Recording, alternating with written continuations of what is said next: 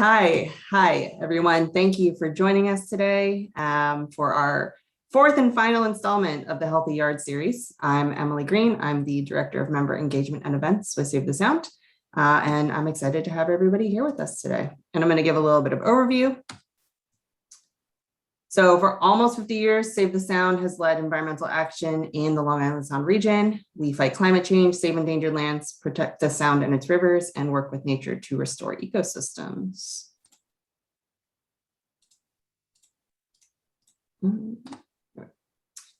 This is a little bit of a snapshot of where we work. You can find this on our website with an interactive version of it on our website where you can deep dive into each of these icons that you see on here. We work, all the way from Plum Island off the North Fork of Long Island into Queens and the Bronx, and then all along the coast of Connecticut and inland. I will put the link to that in the chat box so that you all can explore our work on your own time. And a brief snapshot of the work we do. You can dive into more details at our What We Do section on our website, but we work in many ways, from legislative advocacy and legal action to engineering, environmental monitoring, and hands-on volunteer efforts. We're protecting clean water, restoring regional ecosystems through hands-on science and community collaboration, legislative advocacy, and legal action. We have a team of expert lawyers that continue to have a winning record in preserving our region's threatened forests, islands, and riverfronts. We have a hands-on regional habitat restoration team that is creating lasting physical change that strengthens natural systems to benefit both wildlife and people. And we're leading on bold climate action through policy leadership and on-the-ground projects that help our neighborhoods and ecosystems adapt to escalating climate threats. We have a lot of projects going on, but some current projects, we started work, ecological restoration project. We started work on removing the Dana Dam in Merwin Meadows, which is along the Norwalk River in Wilton. And it is the last barrier to opening up all 23 miles of the Norwalk River. In April, we also launched our Youth Eco Advocacy Corps, and that was to engage local young leaders and partner with younger activist networks in our region. And that group is working to identify opportunities where we can all collaborate and take meaningful environmental action. We've also been working for over a decade to preserve Plum Island. And in last December, we got one step closer and Congress took it off the auction block. And we are now working to find a permanent conservation partner to preserve the over 600 acres of natural habitat. And finally, our legal team and water quality team are working hard to defend clean water and create a sewage-free Long Island Sound. Right now, our lawyers are spearheading Clean Water Act suits in Westchester County and New Haven to hold polluters accountable. And we also successfully lobbied in Connecticut to strengthen the sewage spillage right to know statute so we can ensure real-time notification and action when spills occur.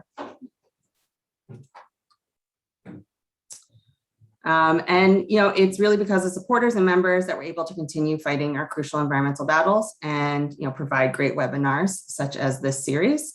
And if you want to help us keep fighting for your backyard in the year ahead, we'd appreciate any support you can give us. You can go to savethesound.org/donate to give a gift for your regional environment. And before I turn it over to our speaker, I just want to give a few housekeeping items. We are recording.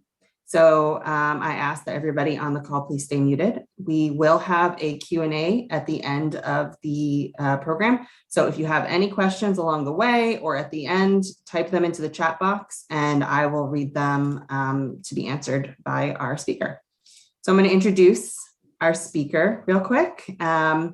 Jay Archer. Jay is a landscape architect and president of Green Jay Landscaping in Rye, New York. He is one of East Coast's leading advocates for ecological landscaping, native plants, and organic land care. In addition to creative landscape design, construction, and management, he has lectured extensively at the New York Botanic Gardens, the Omega Institute, and Connecticut Association of Conservation and Inland Wetland Commission on subjects ranging from rain gardens and stormwater management to wetland and ecological restoration. His firm, Green Jay Landscaping, works with homeowners, individuals, schools, and communities to improve the landscape environment while conserving, preserving, and protecting our natural resources for children and our children's children. So I am going to stop sharing my screen and hand it over to Jay. Okay, great. All right, well, thank you very much for inviting me. So I feel often that I'm preaching to the choir on environmental, subjects and when it comes to the environment and the landscape. So just to be clear, identify what we're talking about is I feel we are dependent on nature for our lives, our very lives. There's very little nature left if you identify it. And there are elements in nature and remnants of nature. And we need healthy water, we need healthy soil, plants to eat, to breathe, to survive and to thrive. But we don't have any of that here. So if we look at your map of the area that you cover, there's very little drinkable water and food that's grown. So most of our resources are managed somewhere else, and we try to manage the resources we have. We're talking primarily about home ownership in the watershed for the purposes of this discussion. So we need to restore the biology and the biodiversity of private land. Most of the United States, 70% is privately owned, or 60%, somewhere around there. So if we were to take each backyard, each homescape, each playscape, whatever you want to describe your landscape environment as, this would be the biosphere, the microbiome, however you want to describe that. That's where we are depending on fresh air, and the culture of the bacteria, the biology, the fungi, and even the viruses that inhabit and culture our bodies, our lungs, our respiratory system. We are an environmental ecosystem ourselves. We have hydraulic system, we're electrical system, the respiratory system. So we are very much nature. We are very much the earth. So that, put that in perspective. When we think about how does that relate to Healthy Yards? Healthy Yards' initiative starts with the soil. We every day contemplate an environment. We say, what does the environment consist of? We start with the ground up. So the soil's up, the subsoil, the parent material. Not going to be doing too much with that. That's too far down, too inaccessible. We're interested in the growing medium that supports life. We need plants. Okay, so without bees, we don't have flowers. Without flowers, we don't have plants. Without plants, we don't have food, and therefore we don't exist. So if we're dependent on plant life, one way or the other, we're absolutely dependent on the biology in the soil, not the physical soil alone itself, the actual biology. So when we're looking at that, we think about how does our landscape practices and how does our present treatment of the land work with that. Basically, it's terrible. As being a professional in the landscape industry most of my life, I could tell you, I could speak for most of the landscape industry in that the practices are pretty poor when it comes to ecology. It's the last thing thought of. So we have, physical construction, and hopefully some best management practices that are enforced to protect the land from erosion and so forth. But typically we plant the wrong plants that don't do anything for the ecology, for the biology, for our own human health, let alone the beneficial species we depend on. All life is sacred, not just ours. And I think we're beginning to realize that. So the question is, what do we do? Okay, so we're inextricably tied to everything else. That means each part of the landscape. So when we think about soils and we think about Healthy Yard, we primarily think about the great American crop, right? Which we grow, which is the lawn. So the lawn being a very limited monoculture and what it's going to do in return, the first question you have to ask yourself is why? Why do we even have the lawn? And then if we can think from a design perspective, do we need the lawn? What function does the lawn serve? And can we limit that? Or do we have some greater context that we can put the lawn in? I think that, first of all, there's no need to do completely without lawns. Grasslands and forest lands are pretty much dominant next to water. Many of our water systems are now not carbon sinks. Okay, you have lots of problems with aquatic systems and water bodies not sequestering carbon. Grasslands do that. Forests do that. If our landscapes would function highly ecologically, we'd be able to do more of that. And since a lot of the land is in private hands, we'd be able to do that. So the first way to do that is do no harm.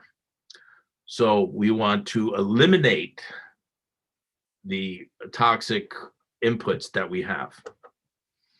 So again, clean air, clean water. The soil stores carbon dioxide, providing that it's healthy. What that means is we need a certain degree of bacteria, fungi, and so forth in the soil. If the soil is mostly minerals, air, and water with a small amount of organic matter, that organic matter becomes disproportionately hugely important. So we'll talk a little bit about soil testing. If you're concentrating about a lawn, okay, we usually do soil tests. If we do a soil test, we do it for the lawn. Why? Because that's the intangible unknown of what's in the soil without testing things. What to test for, okay? We'll get into that. So if we look at what we have, the comparison between the heat islands of the concrete jungle that has no ecological services, and as Kim Eierman points out, the green desert.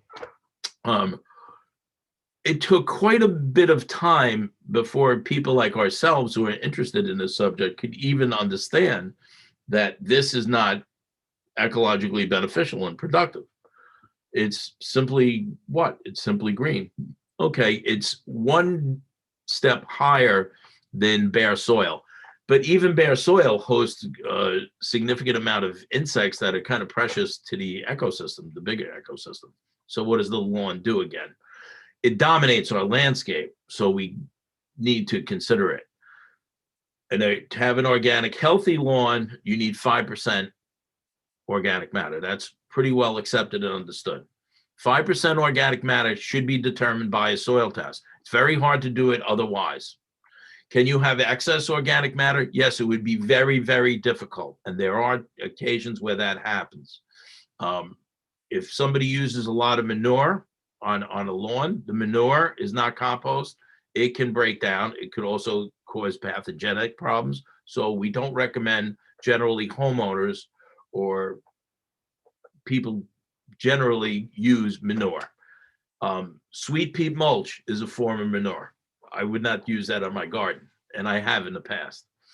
It can potentially break down and add too much organic matter to your beds. If you're growing native plants, you do not want an excess of organic matter. You want lean soils, not so.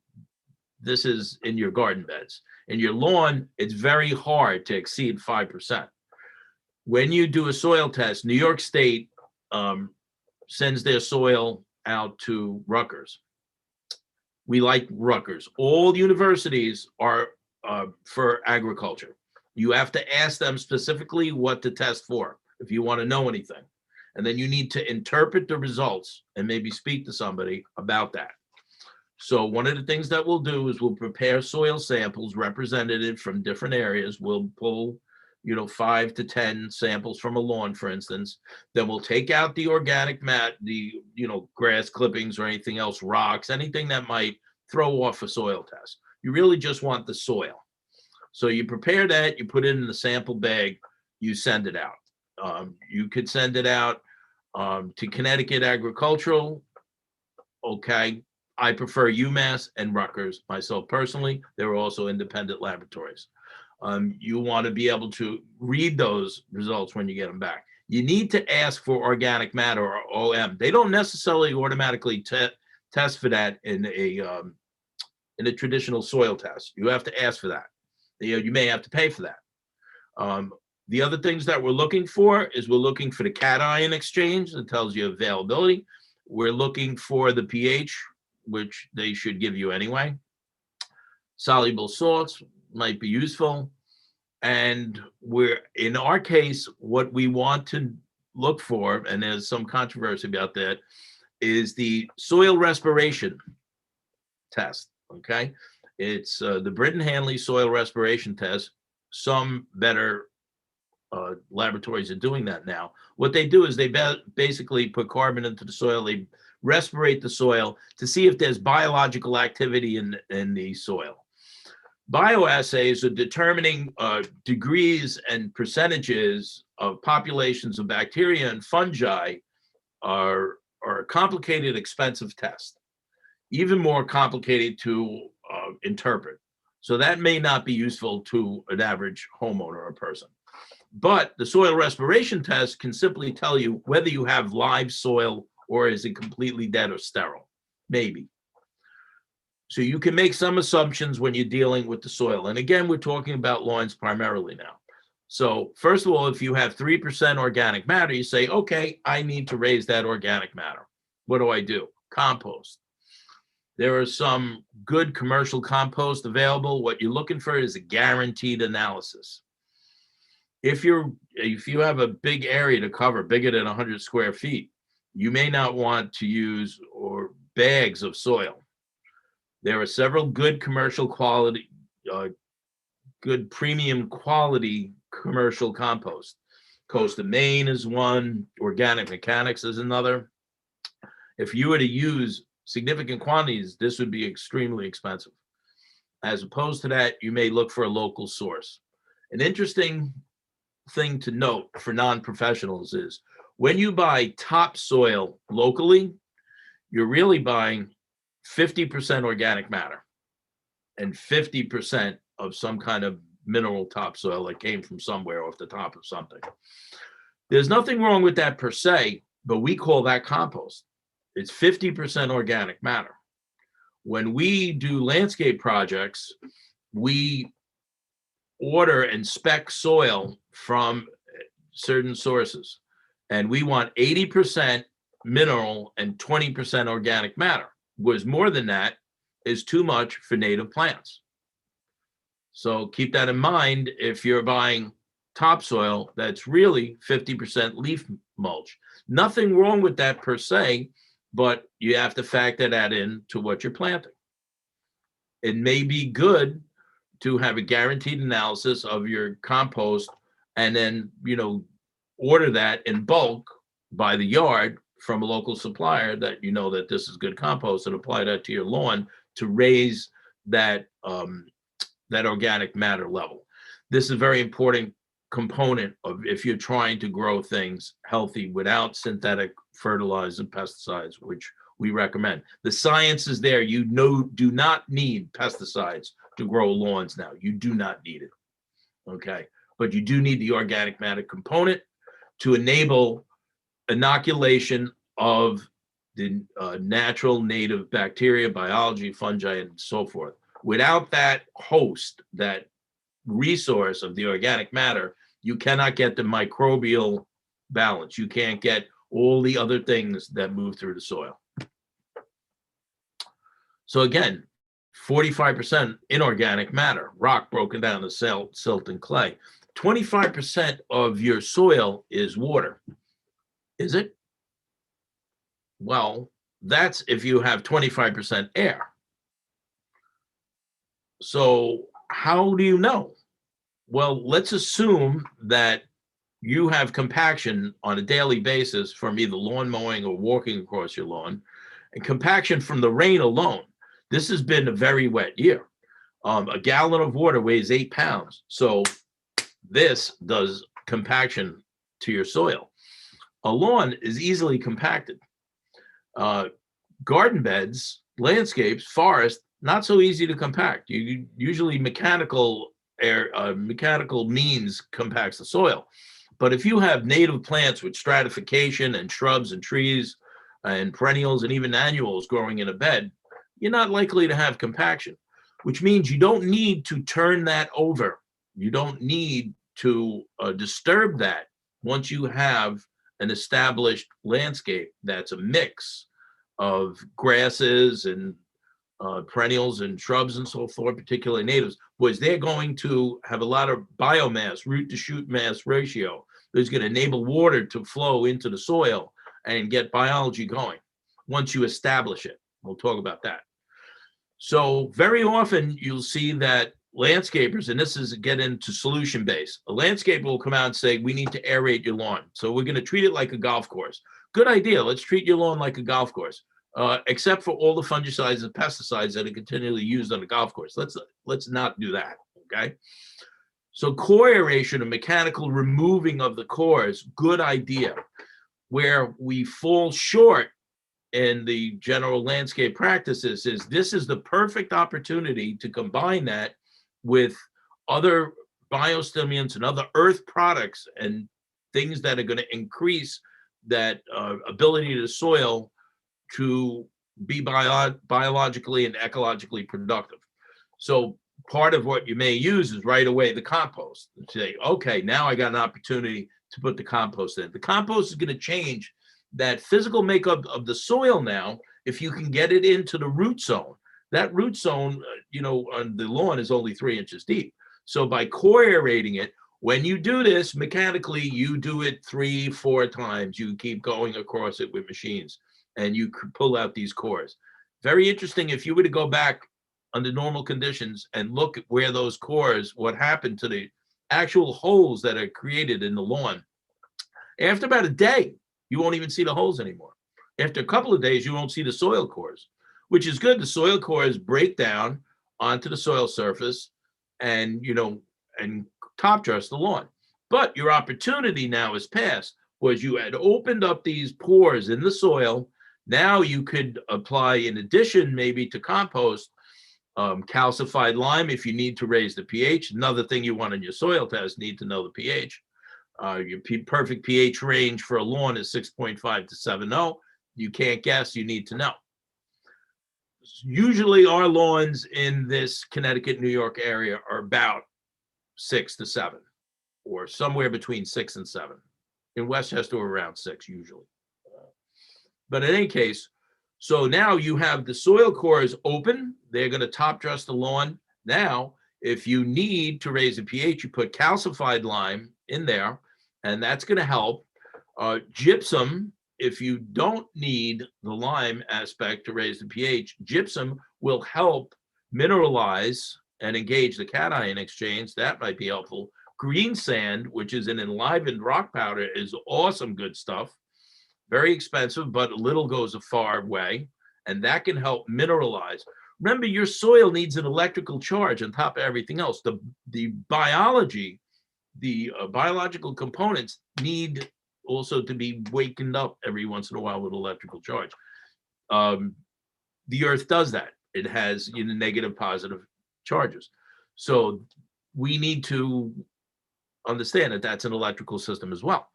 So also, there are many other things that you can do. Organic fertilizer is great. It doesn't have an effect on the aeration. But if you're changing that soil chemistry, calcified clay is something that they use in a golf course, for instance, to increase drainage. If you have drainage problems, aeration in combination with compost, gypsum, green sand will increase the percolation and the infiltration of stormwater across this large field of grass that you have that has gotten compact over time. Aeration alone won't do it. We use a process called a magic wand, where we add a whole bunch of biostimulants on top of that. What that does is it inoculates the entire area with all the necessary fungi and bacteria, and it gets sorted in whatever the soil needs to be productive. Now you can go ahead and seed on top of that, and then you're moving in the right direction. This doesn't need to be done continually. This can be done initially in a couple applications, and then you're closer to organic pilot. The tenets of the Healthy Yard program, of course, are mulch mowing. Mulch mowing alone will not get you where you're going. Your soils have been distressed and everything but contaminated over 400 years, and the last 50 years are terrible. Okay. All problems, arising from pollution, hydrocarbons, everything's affecting your soil. So just mulch mowing alone, I have people tell me that I have an organic lawn because I don't do anything to it. I go, that's great. So you do have some mineralization, boys. The weeds growing there are bringing, nutrients up from the subsoil. That's not a lawn, okay? That's just something you don't maintain. Everything requires maintenance. Everything, all of life requires maintenance. I'm a high maintenance dude. I know I need to prune, I need to weed, I need to feed. I know about maintenance. So you're designing something that requires maintenance. So show it some love and invest something in it. Your landscape, we should treat our landscapes like our lives depend on it, because our lives depend on it. So we spend a fortune on our kitchens and our dining rooms. I'm a client too, I do that. And if you don't invest in the area that you breathe, your outdoor living room, well, then you're not going to get the optimum production of biology out of that. So consider what is lacking in the landscape and what I can do to fill it in. So again, soil microbes, that's everything. The plants are dependent on the root hairs of the roots. Very interesting with woody plants.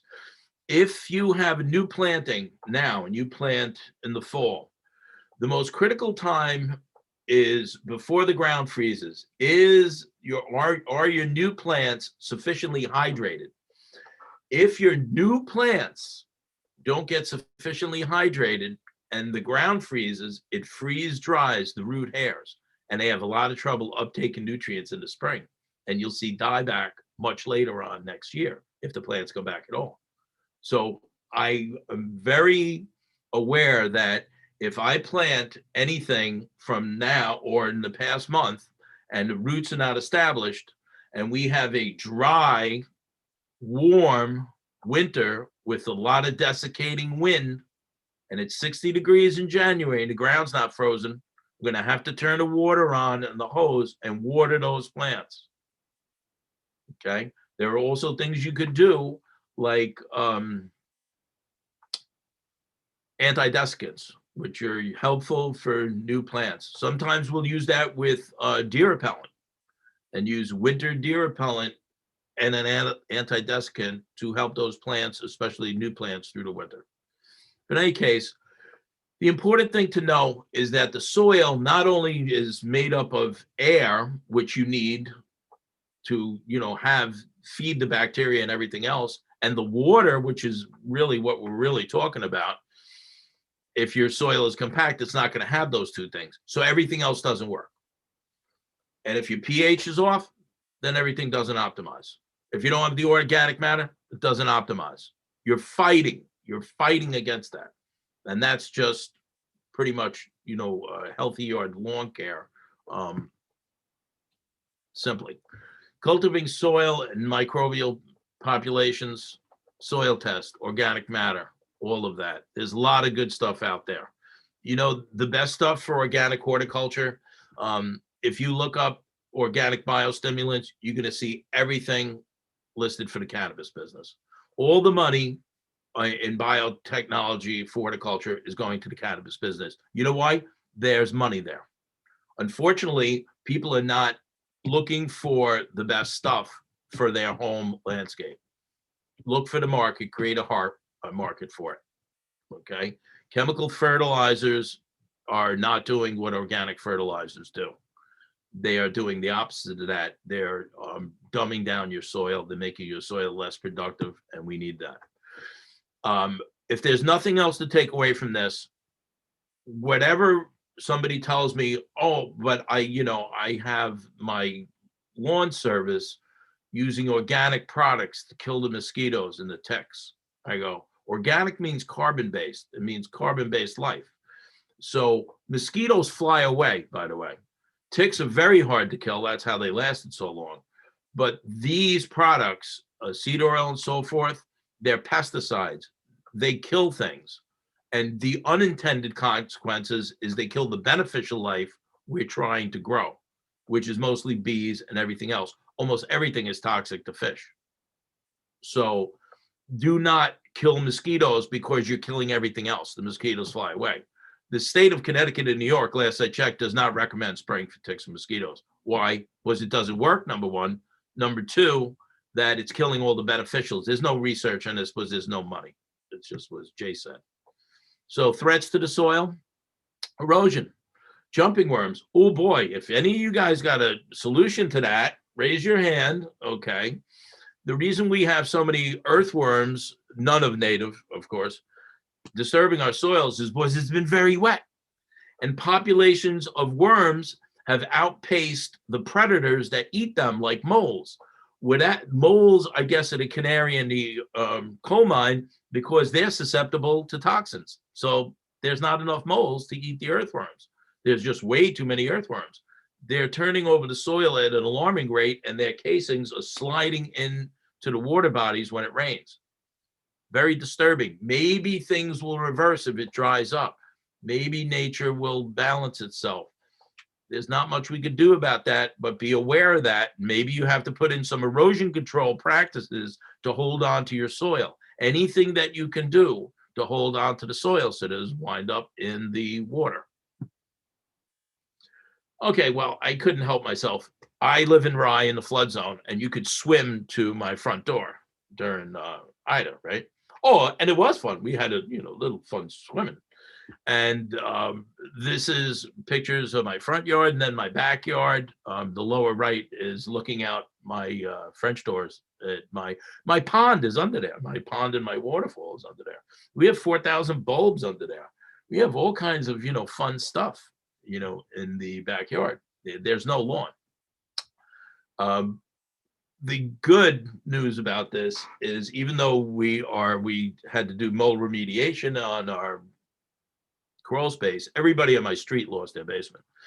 Once the waters subsided, even though the sediment stayed on the plants for the rest of the year, we had a beautiful recovery. So sustainable ecological landscapes, they will be resilient. So segue right to rain gardens. Everybody should have a rain garden. We don't have time to get into that, but it's a very simple, sexy description. It's like when people say to me, oh, I want a pollinator garden. Well, you should have a pollinator garden, a rain garden. You should have all of those things. You should have a carbon sink. Guess what? All ecological landscape serves all those purposes. First, do no harm, no pesticides. Second of all, change all your practices. Don't let them cart all the leaves away today. Where are they taking the leaves? They're going to sell them back to you as topsoil. Okay, so you might want to mulch those leaves. So in any case, opportunity to hold on to your water. Nothing cleans water better than plants. Not even just wetland plants, but what we call facultative plants, plants that'll take a drought, plants that'll take, whatever. Erosion control. This happens everywhere, because I don't know where you guys live. I'm a flatlander in Rye, but everywhere that I work is steep. So native species do that. They will secure the slope. On the right, you'll see there's bare rock. Right next to it is a brand new landscape with predominantly very deep-rooted grasses. So erosion control, great. More plants that attract more species that bloom from as early as possible to as late as possible to capture the remnants and the remaining insect species. I don't know about anybody else, but we see a decline about 40 to 60% in the past several years of bird species and insect species. So at the end of the day, as they say, what can we take away from the Healthy Yards initiative is, first of all, we look at it from a design perspective. What purpose does the lawn serve? Are children playing on it? Is it an ornamental feature? I mean, it may be the case because you have a very large property. If you turn the whole thing into a forest or something, that might be cool, but you know, that takes resources too. So it's a question of looking at it holistically. You want to look at your watershed and your place in the watershed. So we're affected by all the property around us, uphill, downhill, and we're affecting everything else. So we look as it radiates from our home and we say, this is the environment I live and breathe in. I want to open my windows and I want all of this great biology, which it happens even after the flood, that comes and cultures, you know, my home. Inside of my home, I have degrading inorganic building material that I'm breathing. I need to compensate for that. How do I do it? By my living landscape, which is my living room outside. So in my case, I have a tremendous amount of biology going around. And I live in the edge of a 22 acre swamp. And we don't have a mosquito problem because everybody's happily eating everybody else, apparently. Now, Laura, my wife, she's susceptible. She'll occasionally get, you know, bit by a mosquito, and it's a major crisis in life. I know that. Myself, I don't taste good, so I avoid that entirely, thank God. But I can tell you that our civilized approach to eliminating pests is not working. It's just simply not working. Is my time up, Catherine? It's 12:40. All right, my time's definitely up. So things to just, you know, think about is, again, treat your landscape like your life depended on it, because it does. Invest in the life-giving properties of the healthy yard. That would be your trees, your shrubs, your perennials, your native plants, not native plants. I don't want to say I don't care. I prefer native plants, but everybody can play well together. All life is sacred. Conserve, preserve, and protect our most precious natural resources for our children and our children's children. And that's all I have to say. I hope that was helpful. Thank you. Thank you so much, Jay. That was really informative, and I am happy to take some practices away to my own yard. If anybody has any questions, feel free to type them into the chat box and I will ask them. I'm going to start with one of my own. So you mentioned, you know, planting new plants in the fall and how to maintain them over the winter in different scenarios.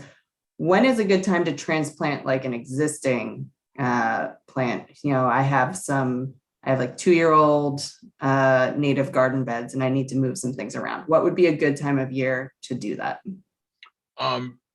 You probably passed it now.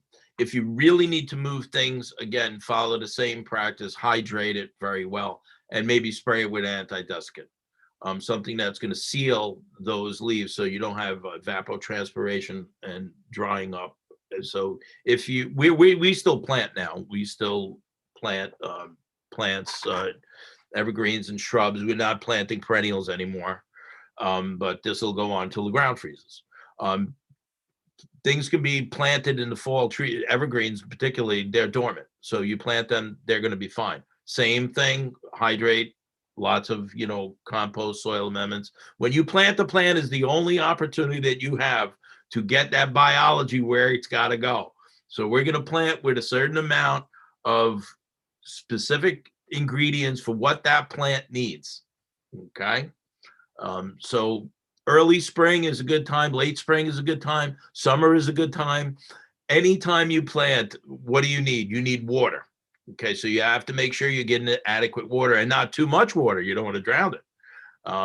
So yeah, anytime you can plant that the ground's not frozen. By the way, don't use compost unless the ground is at 50 degrees. It's not going to do any good. It's going to run off.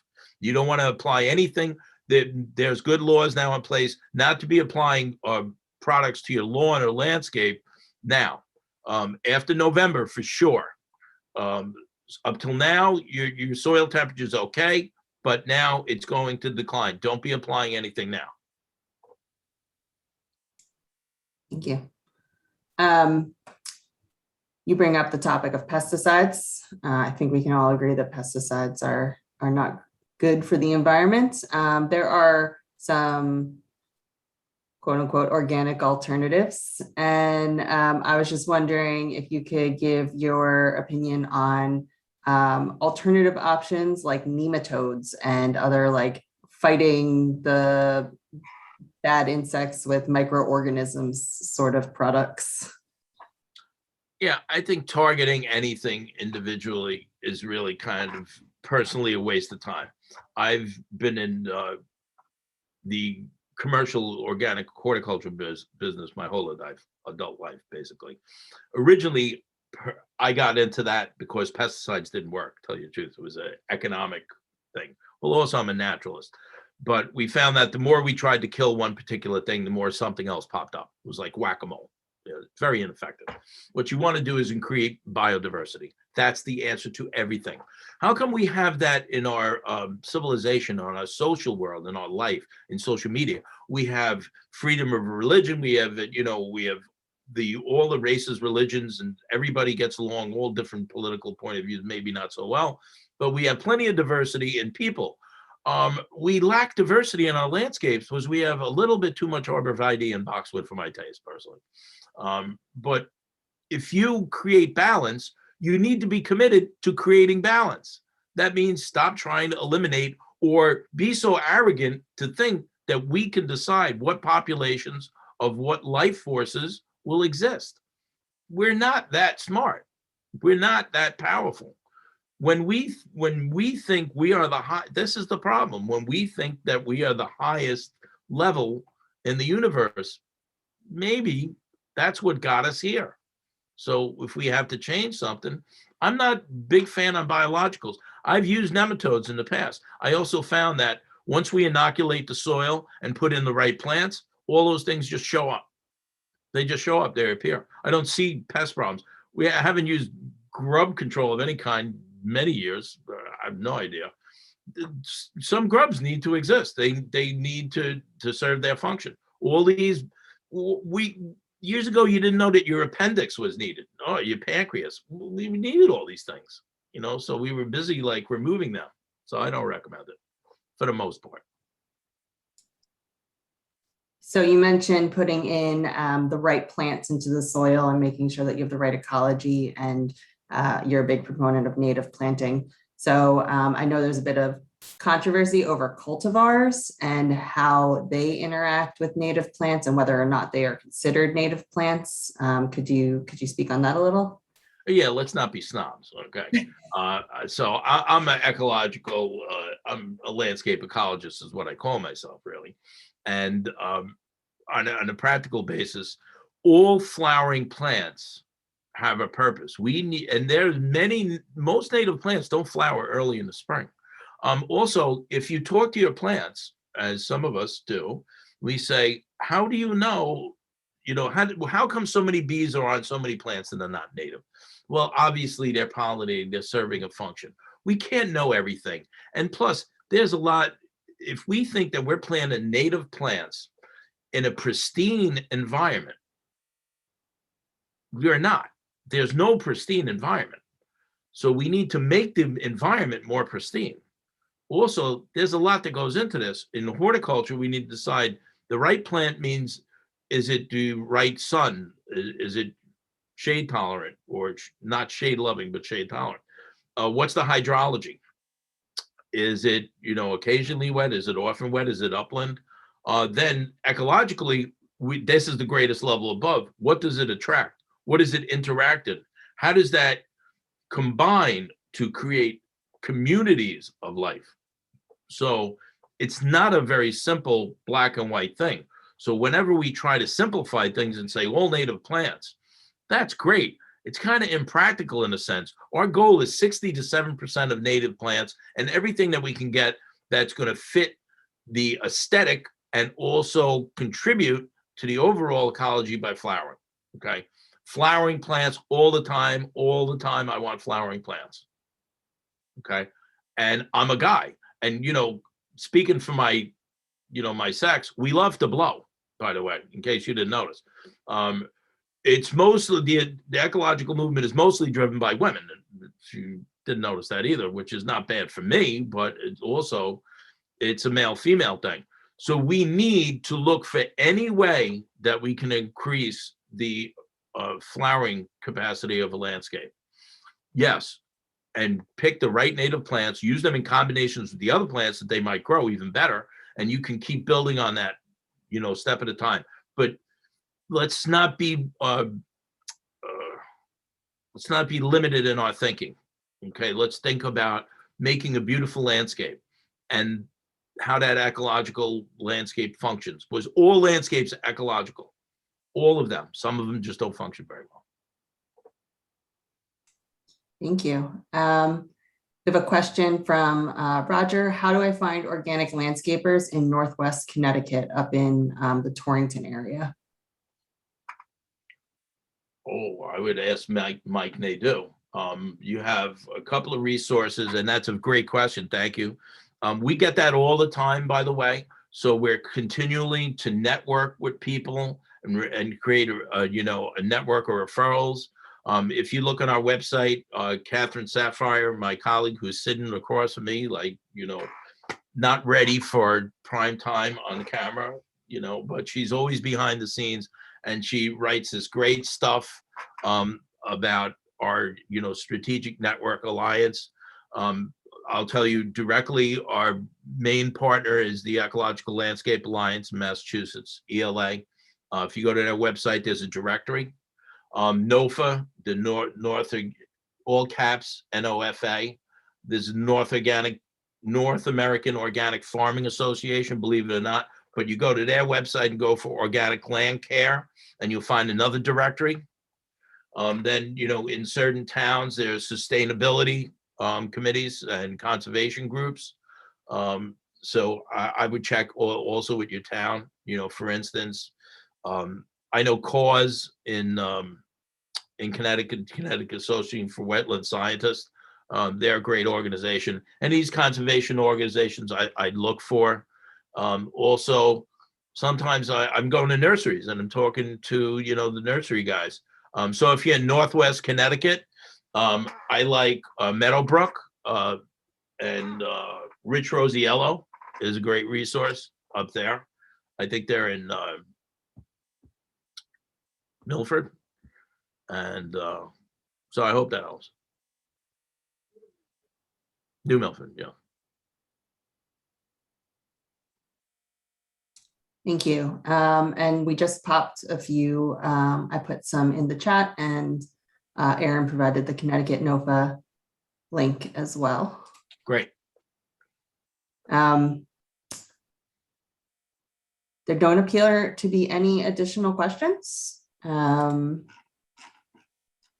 So I don't have any additional questions myself. I mean, I could talk for hours about my personal yard and what I want your assistance with, but I don't need to subject everybody to that conversation. So I will say thank you to everybody who joined us today. I hope that you enjoyed the presentation, and you can find Jay's Landscaping company at greenjaylandscaping.com.